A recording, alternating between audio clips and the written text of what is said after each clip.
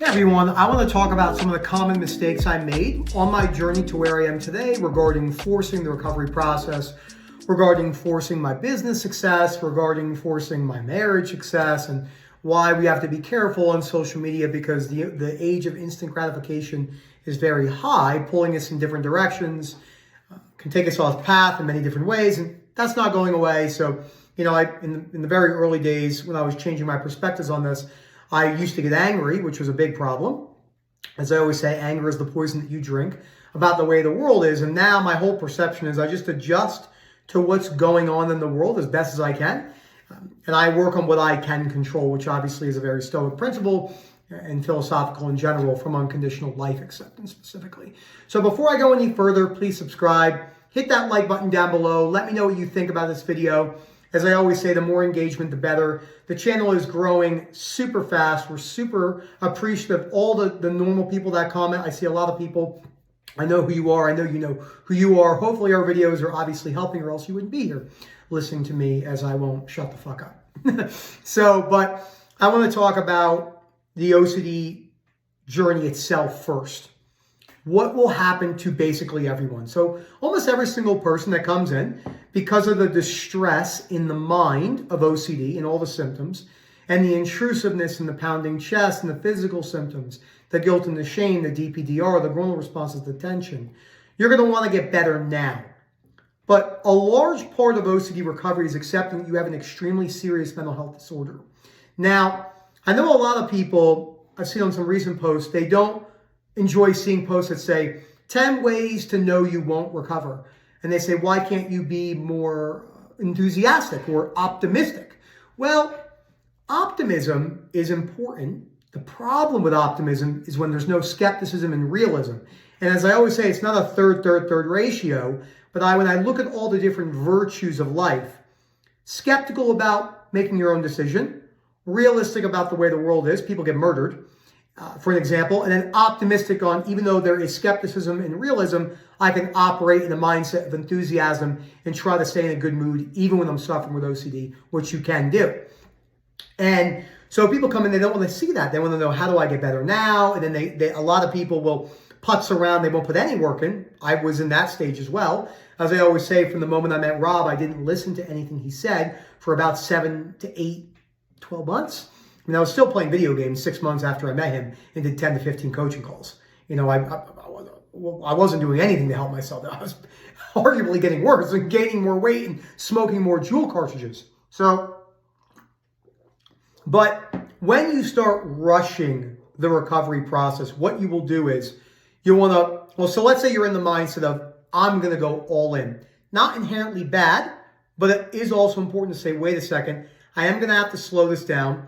This isn't going to go away in 6 to 12 months like most pages say, understandably so. Most things do go away in reasonable time frames unless you have a very serious problem like a Parkinson's or an ALS or maybe a cancer. But OCD, remember, until in the last 20 years was rated, because we didn't know how to treat it, was rated in the top 6 worst things to have as a human. That's really scary for people. I have that, you have that. You wouldn't be here if you wouldn't, or a loved one has it. But that doesn't scare me anymore, because when I look at my journey and how much I tried to get better, all I did was hold myself back at the level of wanting to get better that I was doing. That perfectionistic, I must get better now, I must feel better now, I don't want to feel any discomfort. So I tell people, these are just things I've kind of tried, tested with different people. When I talk about the white piece of paper on the wall, many people I work with, we know about the white piece of paper on the wall. These are my TikTok lists and reel lists. So tracking certain compulsions can have a place when explained properly. So I have to explain, if you mess up, compassion, which I don't think is explained probably more than one, when it comes to those particular tracking measures. So the realistic outlook on cutting compulsions and certain behaviors is that you're not going to be able to do it right away. It's going to take a good amount of time to bring those behaviors down because they are addictions. So compassion for yourself is something that I never had. I was really, really, really mean to myself, would call myself a moron, a loser, an idiot. I would get mad because the dogs would go crazy like they're doing, and all the other things that happen. But the reality is that nothing in life that's usually worth doing, the cliche statement, will come easy the whole time. Sometimes it does, luck, but when you read a book, for an example, you don't have to go crazy and read 50 pages at once, but you definitely want to get your ass in gear and read a little bit more than a page a day. But if that's where you have to start, that's where you have to start, and you can apply acceptance there. So I rushed the reading list. I said, I'm going to have all my compulsions gone in a linear fashion. Now, unless you have chronic OCD or any other of the severe GAD, panic disorder, PTSD, by the way, the principles apply the same. I've never met a case of someone I work with who had PTSD where I had to change the way I do things. No, the belief systems and the behaviors and wearing emotions are the same principles for all of them. A lot of people don't want to hear that, but it's clearly the truth because we work with numerous people who have had those particular things and go, oh yeah, I could see now why my belief systems were holding me back on those particular things. So, going crazy. Let's go up there real quick and see what they're doing. Let's go see. Hey. No. No.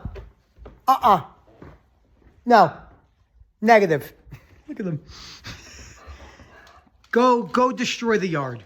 You want to see the yard real quick? Look at my yard. Okay. Look at the holes. Look at that thing. She even went more. Look at this one. Over there. There's 3 of them. Then she lays in them too. No.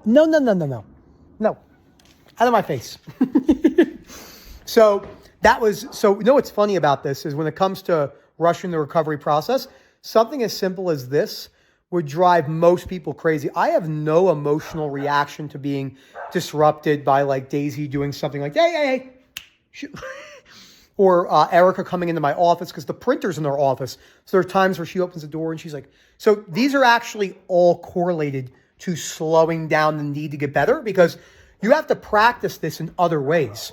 And this is one of the ways that you can practice it. You can practice it by trying to take the long-term approach of wearing emotions better.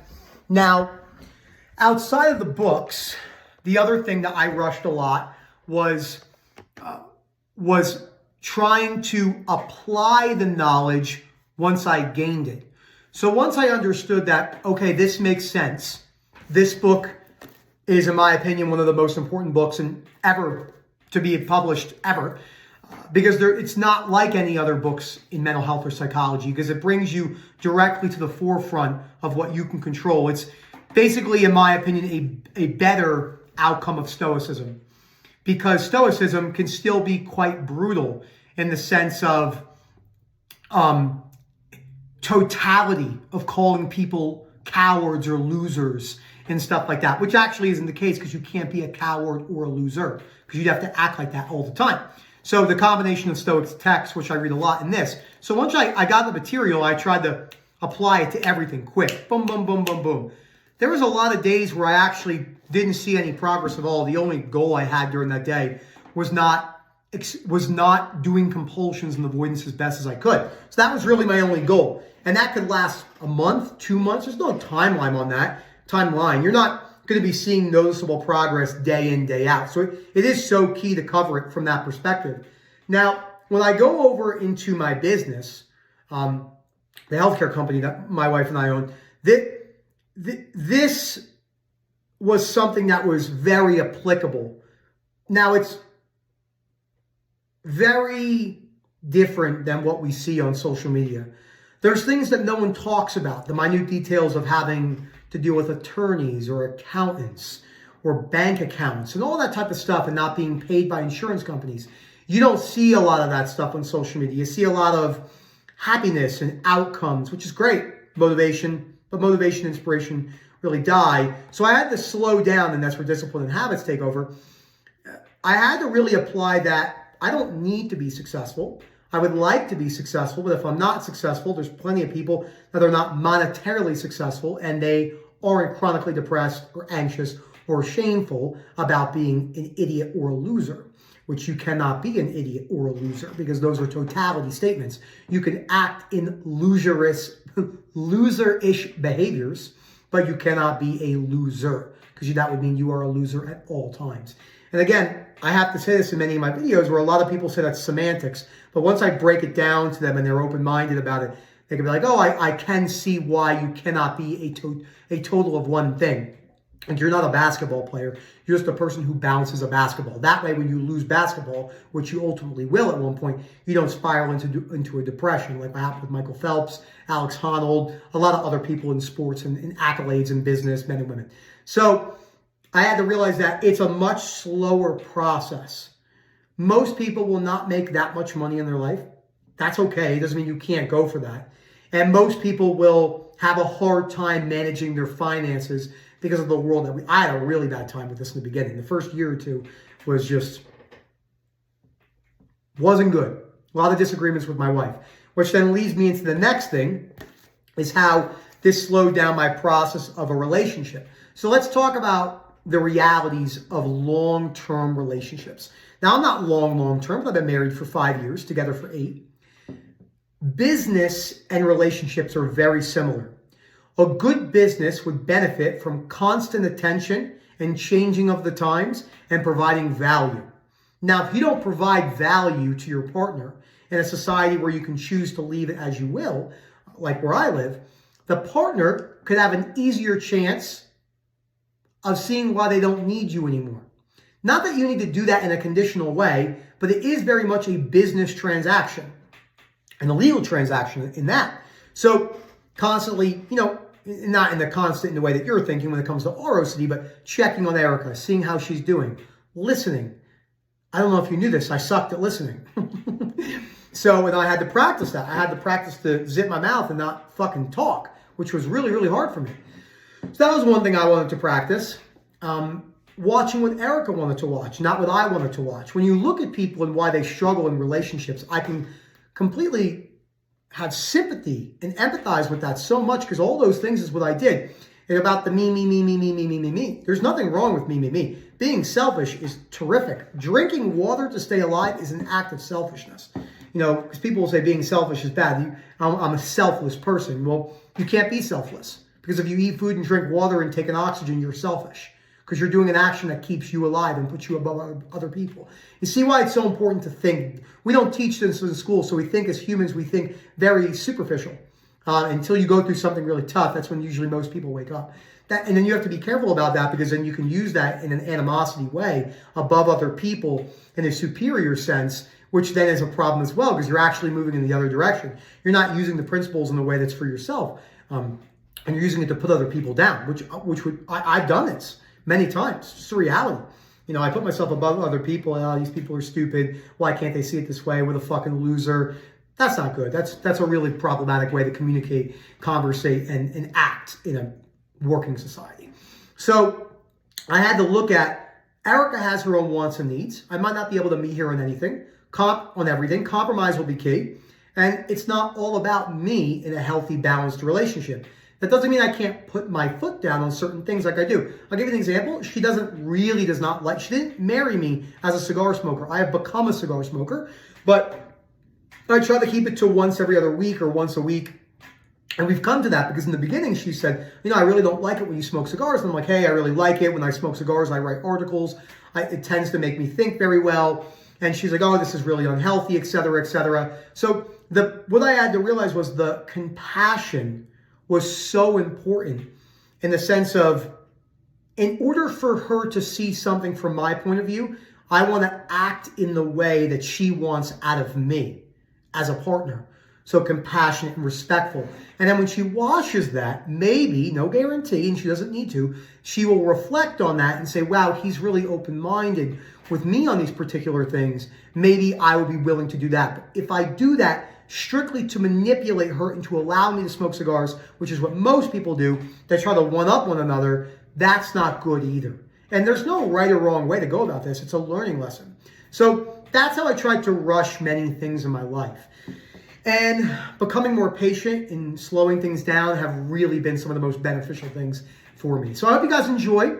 Let me know what you think. Keep me posted. I hope to hear from you soon. thank you so much for the constant support. You know, when I watch some of my older videos and I think, I was crazy.